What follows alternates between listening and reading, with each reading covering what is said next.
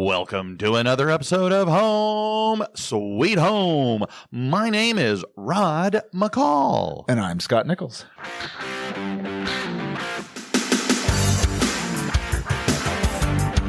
How's it going today? It's going great. You know what? I mean, it's the end of 2024. Here we are, right? You remember back in 2020 when we were like, is 2020 ever going to end? Yeah. And now here we are, like we're way beyond that, right? COVID is now kind of a distant memory for most people. Yeah. Although, I'm sure painful for some. There's a lot of people who were lost in that, but we're beyond that. We're beyond the election. We're beyond all the things that happened in 2024. We're here at the end. We're ready for my tradition has always been the Rockin' Eve, right? Like watching that. So we're ready for this. But this is the end. And so, I was thinking that just the end of the year, right? Not the end of everything. I don't think it's the end of everything. Okay. There's no buttons being pushed or anything like that, but, it's the end of the year and we're looking forward to a new year in just a couple days here. Yeah. Right. And so, this is that time when you can reflect back and, I only joined the podcast, in the beginning of 2024, right? Like I came on as a guest for a few episodes and then there was a tap out and I came in and joined you and it's been an interesting, ride. Yes. I was excited to do it because I've never done podcasting before. It's an exciting endeavor to try to figure it all out. And we had our rough patches. Listeners probably know, right? Like with the audio. Oh, yeah. Lots of struggle with that. We're still working on, potentially doing some video here in the future. But, we've played with the marketing of it. We're not making any money on this. We're not trying to make money. We're not monetizing this thing, but, it's been a ride.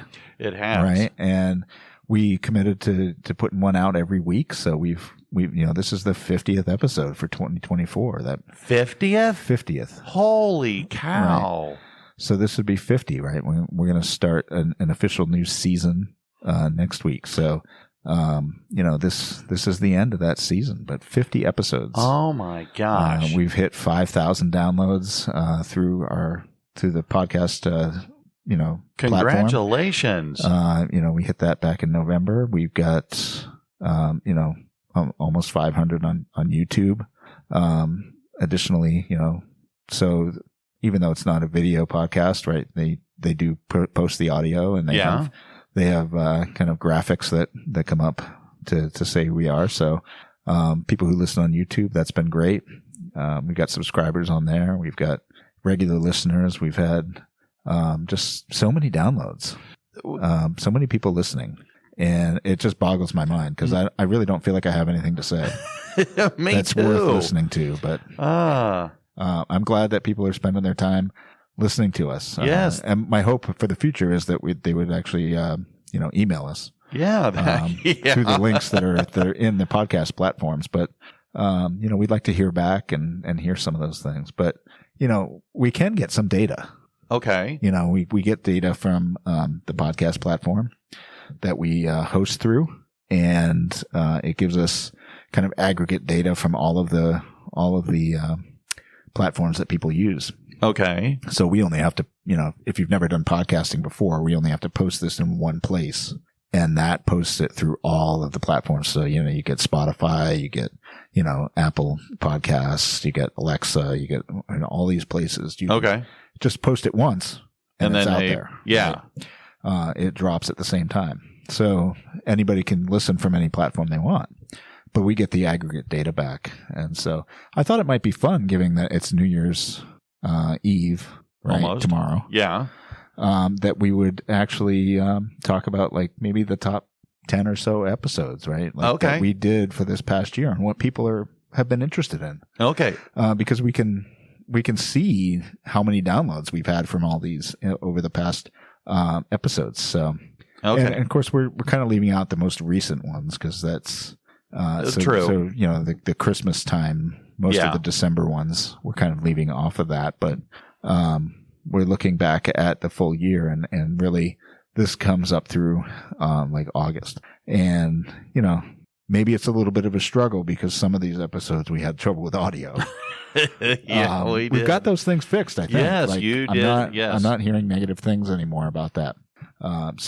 But we've got a number of episodes, and I got to say, the number one out of the Okay, hold on. I just want to make it clear. I have no idea what our top 10 list is. Sure.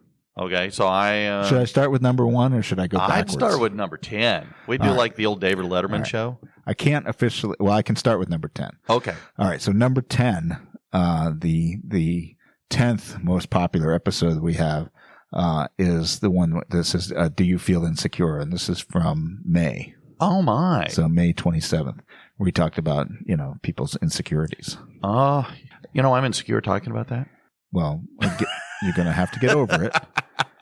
Right. But we talked about insecurities. and Interesting. It seems that people are really, were really into that episode. Well, that's good. It's kind of mid numbers. I mean, there's several episodes underneath that have similar numbers. So Okay. It's a marginal 10. There's Okay. a lot of other episodes close to it. Interesting. I enjoyed doing that because working with all the kids that we do has given some insight as to that, but also even my own struggling to try something new, excited and nervous at the same time. Right. So no, I gotcha. Okay. Wow.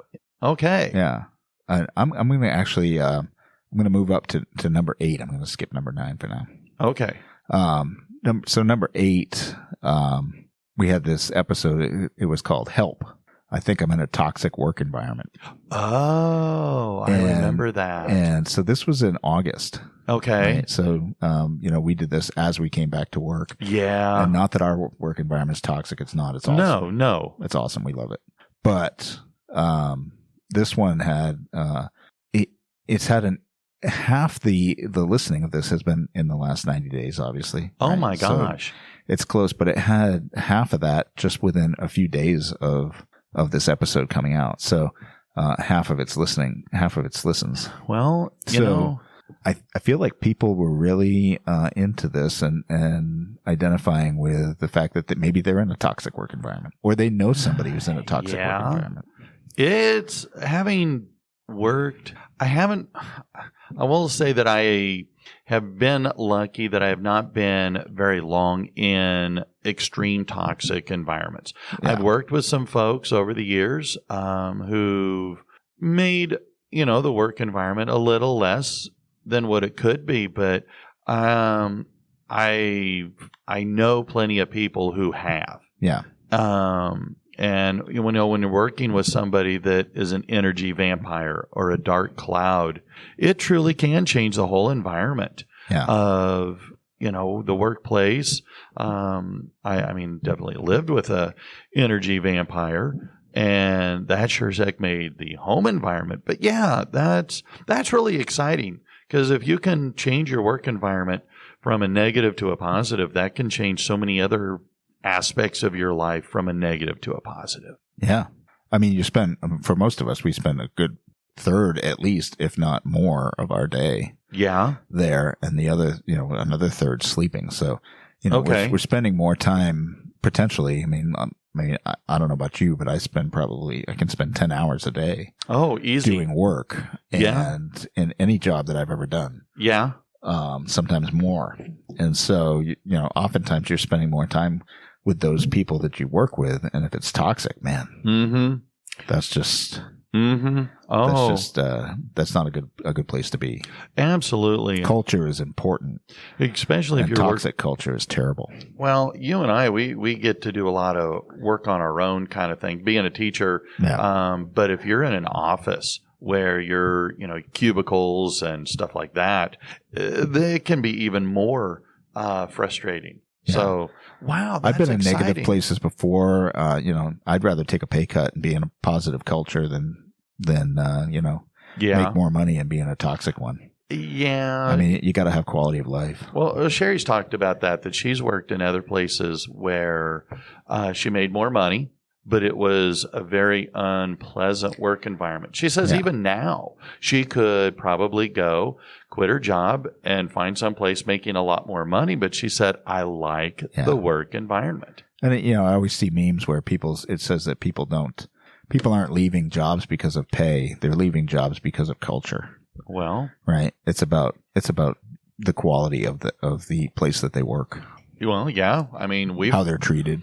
I've seen tons of articles about why teachers are leaving schools. Yeah. Why they're leaving the teaching profession. And a lot of it has to do with changes, not with working with the kids, but with all the other stuff that surrounds it. Sure. So, no, I get that.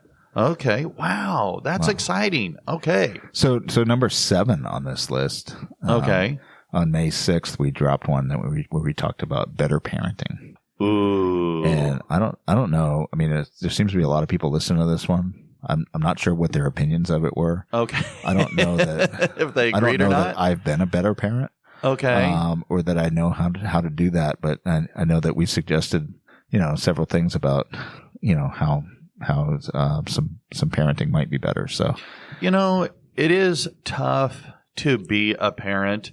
I've read recently a good book by Dr. Ben Garber about Holding Tight, Letting Go. Right. Was the title of the book. And it's, it is tough being a parent, knowing what to do. Yeah. How to, how much freedom to give the kid, but you don't want to give them too much. And you want them to be independent, but you don't want them to get hurt. And so it's golly, it is tough being a parent. Yeah. So I'm glad that, that folks found that that episode interesting to listen and obviously share it with so many others. Again, being parents, both of us, and being both a regular parent and a step parent. Being a step parent is probably even harder than being a regular parent because, I will say that I have 2 bonus kids. Yeah. And while we may not always agree, I love these kids. And all I want is for them to be successful and happy. Yeah. And so they may not always, like I say, see the things the way I see it. But you know what? I'm glad that I have them in my life. Right. Yeah, absolutely. So, okay, number 6. Number 6 on this list is actually this one dropped in May as well. We must have really rocked it in May. May 13th, right? So we've got 3 weeks in a row here in the top 10. But this May 13th one was about why people get divorced, and this one involved a special guest, Charlie Phillips. Oh, yay, Charlie! From okay, McKinney, so a lawyer who good friend of yeah. yours. Oh, very good friend. So and that was fabulous.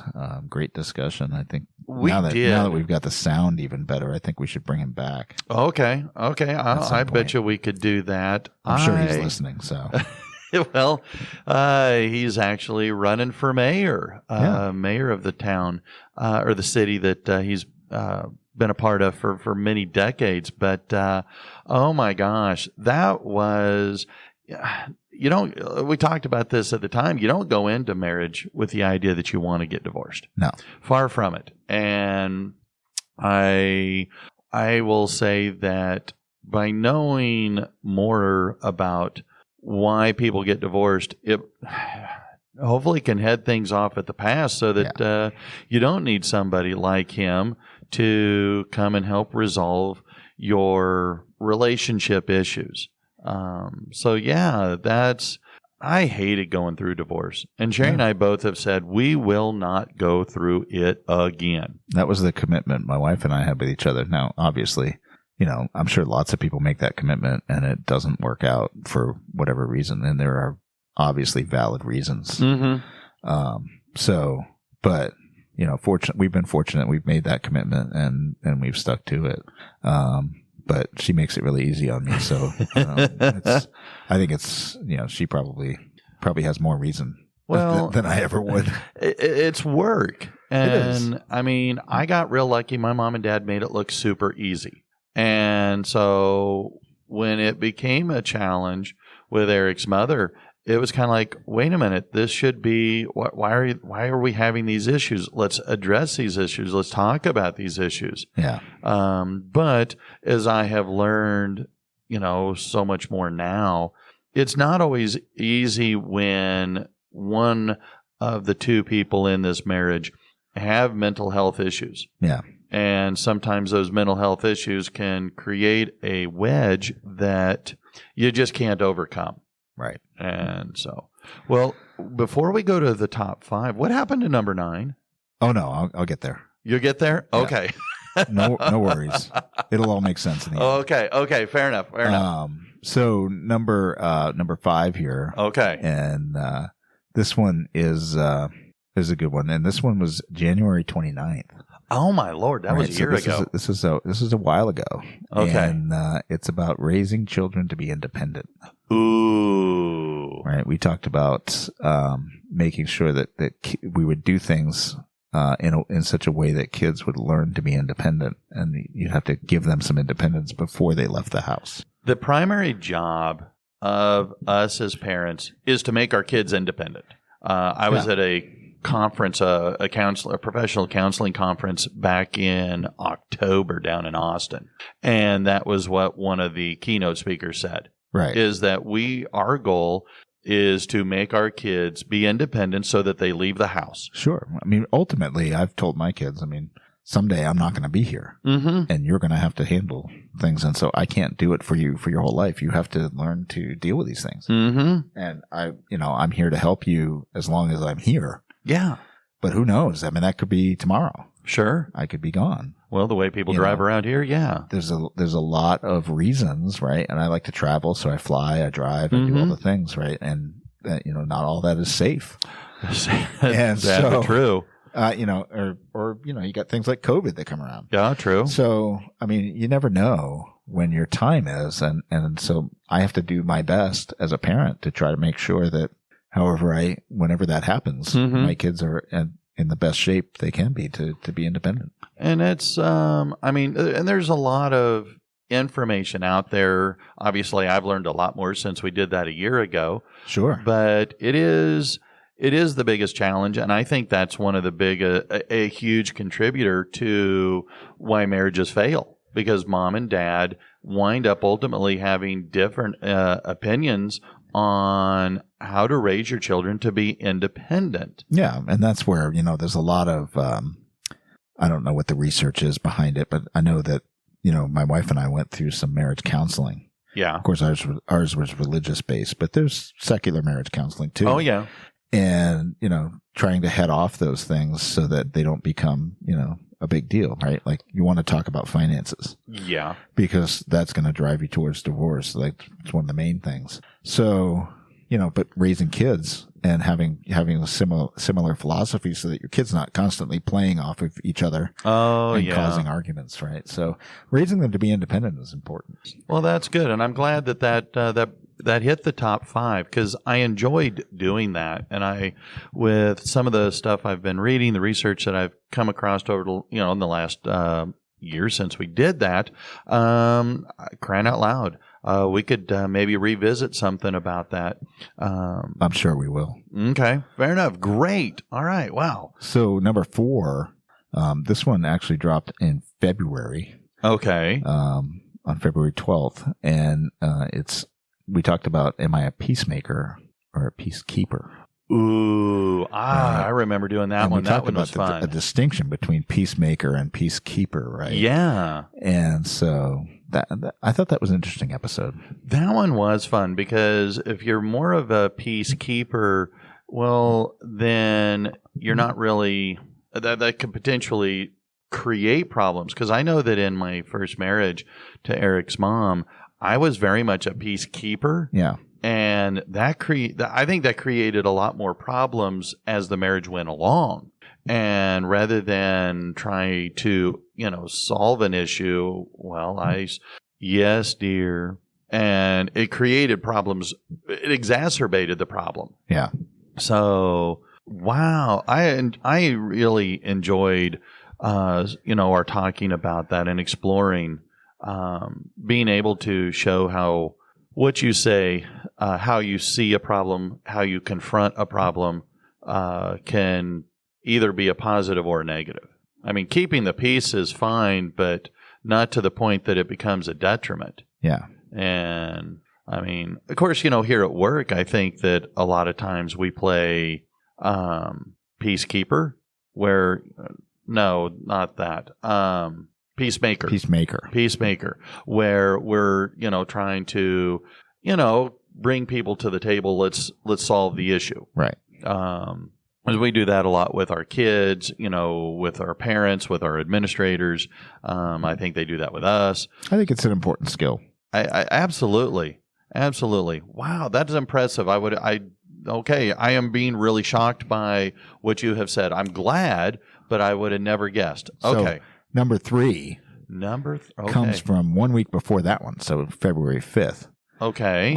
And we talked about, do you learn from failure? And that's a great topic to revisit now at the end of the year, to be thinking about, not to focus on the failure and get all, mired in that, but to see what you can learn from it and, moving into the next year, what can you do differently?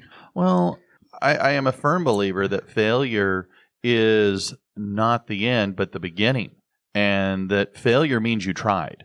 I like those memes that say you will, crying out loud, how's it go? Basically, 100% of the questions not asked are always no.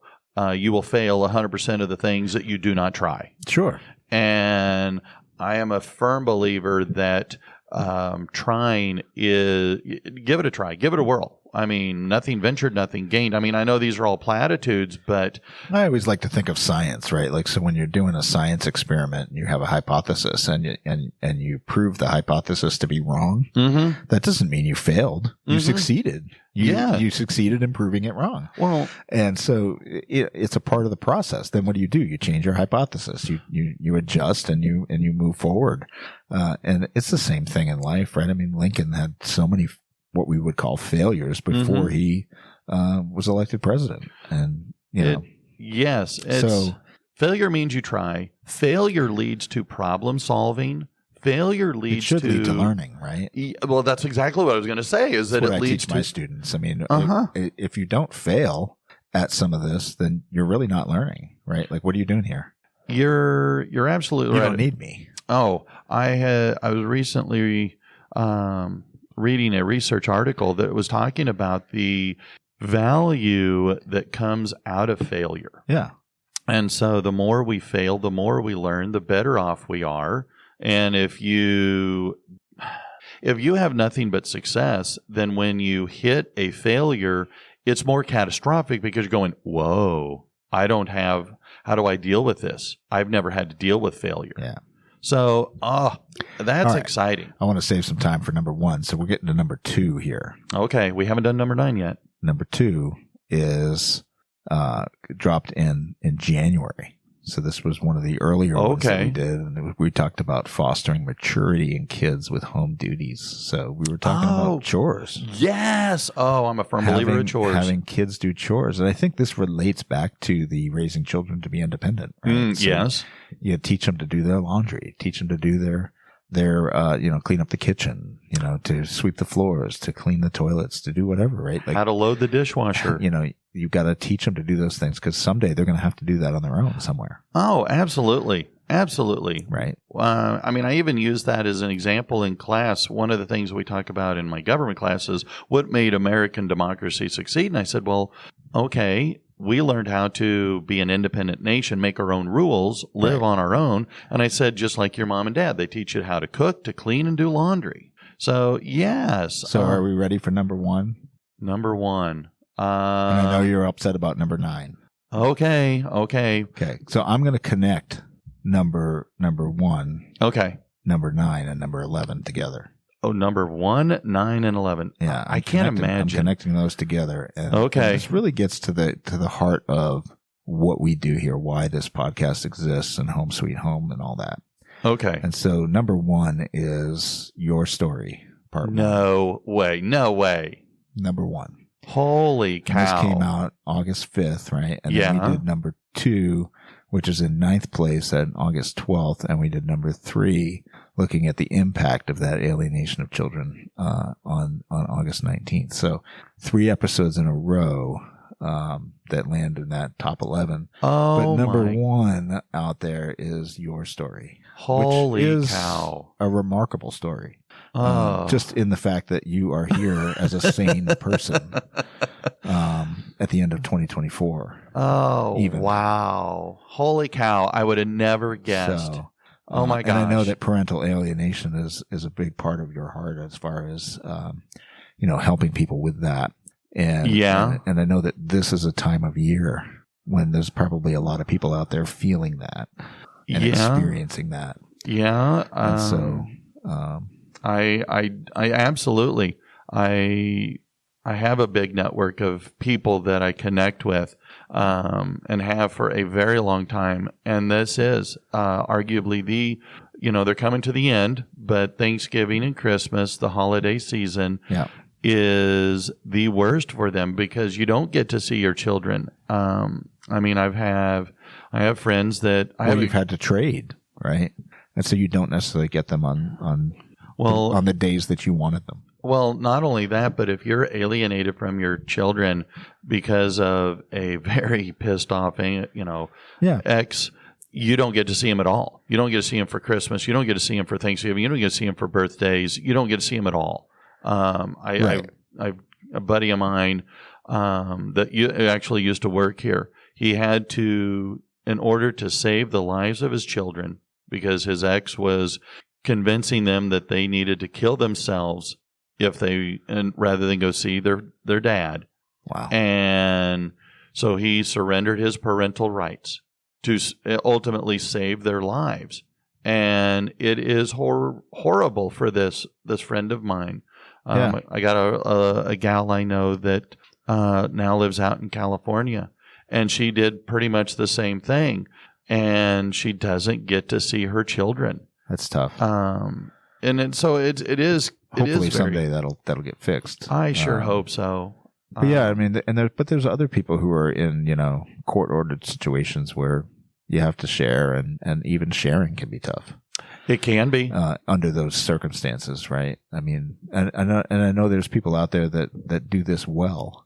Yes. And do it in the best interest of the child. And that is fabulous. But not everybody's feeling that. No, most parents can. Most of the time they can. But it's when they can't that it's a problem for all concerned.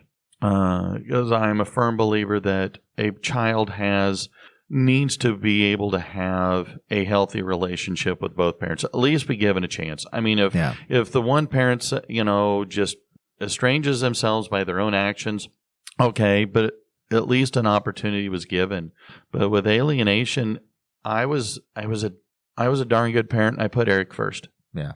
And so it was tough. And these holiday seasons are always, very challenging for me. But anyway, that just boggles my mind. So Rod's Story Part 1 is by far the number 1 episode listened to. So that's definitely struck a chord with people, and must have been shared in order to get people to listen to that. So wow, I'm humbled. Several of those have been in the last 90 days since that episode. It's been way more than 90 days since that episode. Yeah. But, it's a lot of those have been even recent. So people are finding it and getting out there on that. I'll be darned. I mean, your story is unbelievable. Well, and if you're listening to the podcast for the first time and you haven't heard Rod's story, you need to go back and look for August 5th of 2024 and Rod's Story Part 1. Search that one up. That one, you definitely need to listen to that and to get an understanding of where Rod's coming from and what his heart is with all this. Well, so. I am humbled beyond words. Would have never guessed that rated ours our number 1. I mean, of all the things we do, that rated number 1. Holy moly! Yeah. Wow. And we I'm sure that it'll continue to get listens. And I didn't even look at, to see, on YouTube where those things pan out, because it's a different, it's a different set of stats. Yeah.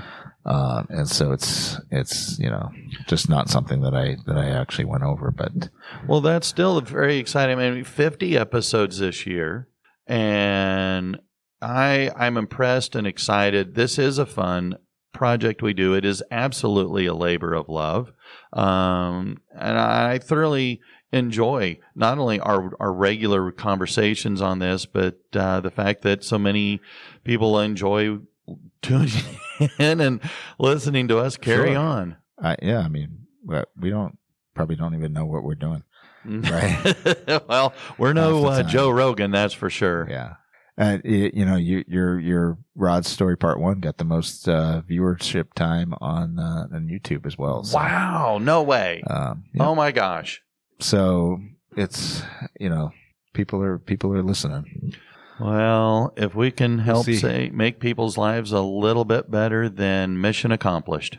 Well, we are going to, looking forward, we're going to try to continue to have an episode every week and do 52 episodes in season 5. Okay. And, so season 4, goodbye. It's been fun, but hello, season 5. Gosh, 5 seasons of Home Sweet Home. And to thank Who knew?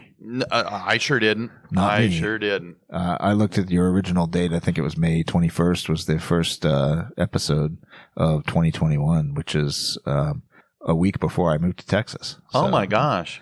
So we didn't even know each other. No. And wouldn't know each other for several months after that. So no. It's been a ride. Yes, and a fun one it has. It is. Well, 2025 is coming. Just less than 48 hours away. Yeah. Oh, well, good grief, good grief. This has been a very fast year. With lots of changes that have come. I cannot wait to see what 2025 brings. So fingers crossed. Well, this has been fun, and it's been a fun year, and I'm traveling in Florida, so this has been great, and I'm going to get to celebrate my new year an hour before you. But all right, enjoy it, and that's the plan. And happy New Year to everyone, and to you as well, my friend. And we will. You'll hear from us next week. All right. Well, until next time, Happy New Year and goodbye. I'm Rod. I'm Scott.